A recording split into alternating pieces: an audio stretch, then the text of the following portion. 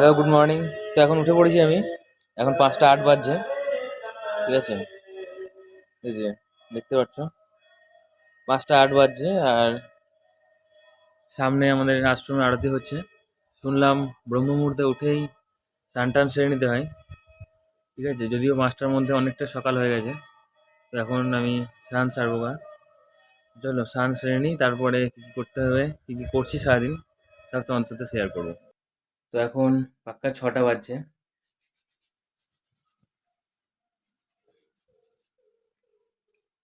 আর 6টার মধ্যেই আমার স্নান কমপ্লিট, ঠিক আছে? এখন ছাদে গিয়ে একটু চ্যান্টিং করব, ঠিক আছে?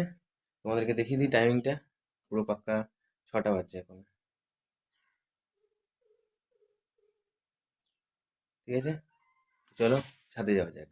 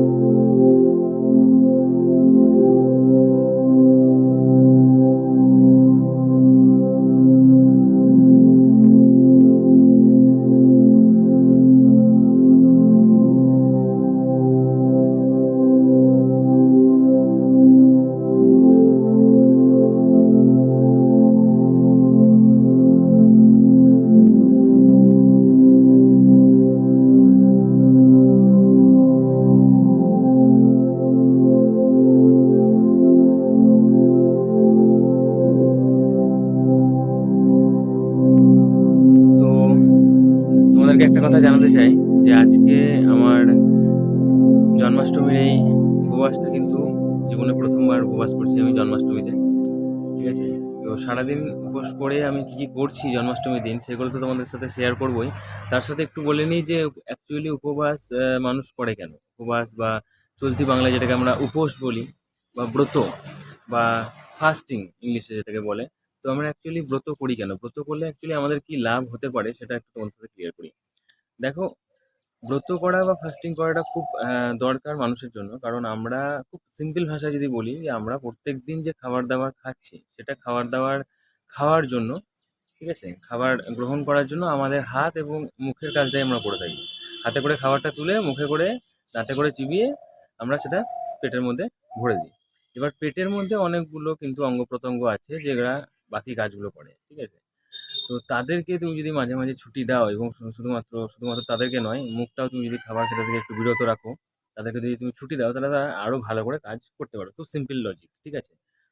যারা কোনো না কোনো একটা কাজ করছে, তারা যদি সপ্তাহে 1 দিন হোক, মাসে 2 দিন হোক, এরকম করে যদি তারা ছুটি পায়, তাহলে কিন্তু তারা কাজে আরো বেশি মন দিতে পারবে, ঠিক আছে? যদি তারা রেগুলারলি কাজ করতেই থাকে, তাহলে তাদের একটা সময় পর বোর লাগবে এবং তারা ঠিকঠাকভাবে কাজ হয়তো করতে পারবে না, ঠিক আছে? খুব সিম্পল লজিক, ঠিক আছে? তো তোমার যদি মানে ডায়াগনিস প্রক্রিয়াটাকে আরো স্ট্রং করতে চাও, তাহলে অবশ্যই তুমি একবার না একবার ব্রত করতেই পারো, ঠিক আছে? সেটা তোমার সপ্তাহে 1 দিন হতে পারে, কিংবা মাসে 1 দিন হতে পারে, কিংবা 3 মাসে 1 দিন হতে পারে, ঠিক আছে? এবং কিছু পূর্ণ তিথি আছে, পূর্ণ তিথিগুলোতে তুমি যদি ব্রত করো বা উপবাস করো, তাহলে হয়তো অনেকটা বেটার রেজাল্ট পাওয়া যায়, সেটা তুমি বুঝতে পারবে। মানে ফিজিক্যালি হেলথ থাকার জন্য উপবাস করা বা ব্রত রাখা, ঠিক আছে, বা উপোস করা খুব দরকার, ঠিক আছে? তো মাঝে মাঝে অবশ্যই তোমরা করতে পারো। হ্যাঁ, আমি অ্যাকচুয়ালি এই জন্যই করেছি। তো সারাদিন কী কী করছি জন্মাষ্টমীতে অবশ্যই তোমাদেরকে দেখাবো। আমাদের বাড়ির পাশে একটা আশ্রম আছে, এবং আশ্রমের মধ্যে আমাদের রাধা গোবিন্দর মূর্তি আছে। সেখানে কৃষ্ণ অভিষেক হয়তো হবে, হয়তো না, হবেই, রাতের দিকে হবে, ঠিক আছে? তো সেটাও আমরা শ্যুট করার চেষ্টা করবো এবং তোমাদেরকে জানানোর চেষ্টা করবো। তো অবশ্যই ভিডিওটা সম্পূর্ণ দেখো। একটু লম্বা ভিডিও, কিন্তু খুব ভালো লাগবে, ঠিক আছে? একটা ছোট্ট ব্লগ তো আমি বানাই না খুব একটা, কিন্তু অবশ্যই ভিডিওটা সম্পূর্ণ দেখো। তো এখন দুপুর 2টো বাজছে। সকাল থেকে তো কিচ্ছু খাওয়া হয়নি। সকাল থেকে কিচ্ছু খাওয়া হয়নি বলা ভুল হবে, খাওয়া হয়নি কিন্তু পান করা হয়েছিল, সেটা হচ্ছে জল। সকাল থেকে শুধুমাত্র জল খেয়েছিলাম, আর এখন দুপুর 2টো বাজছে, একটু শরবত খাবো। ঠিক আছে,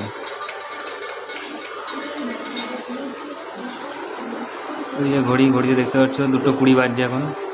ঠিক আছে,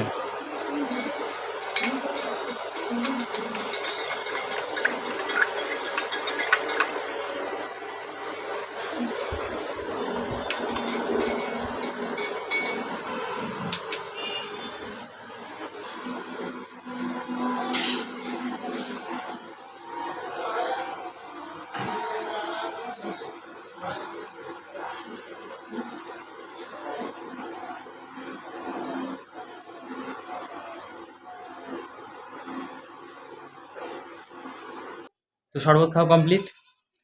রাতে অ্যাকচুয়ালি একটু দেরি হয় শুতে, একটু দেরি মানে ভালোই দেরি হয়।